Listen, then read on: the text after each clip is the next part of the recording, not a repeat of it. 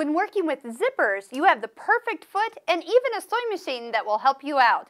If you touch the home button and scroll all the way over and down to the dress form, that is the Bernina Creative Consultant. We can tell it what type of fabric we're working on. This is kind of just a lightweight cotton, so we'll leave it at the first one, the woven. And then we can go over to the technique of a zipper. Now there's a reason I'm having us go through this in this way. Not only will it tell us what stitch it needs, stitch 1, and what foot, stitch 4, your zipper foot. Pressure, if it needs to be adjusted, it will have a different number for you. Remember, pressure is right over here on the side of your machine, and tension is reduced to 3, just for a little bit ease of guiding. Now when you touch OK, watch what happens. The straight stitch is picked. The needle position is put over to the far left side, which is what you need to do when you sew a zipper. Otherwise, you'd sit the needle right on the foot and break the needle.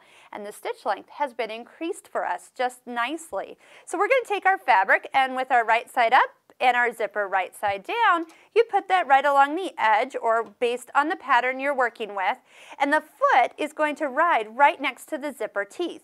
Now I always like using a zipper that's longer than what we need it to be for, and so this is something that is, then I'm never running up against the teeth at the beginning or the pull on the zipper, so it's really quite easy. Now what we're going to do is I'll just stitch down a ways on this fabric.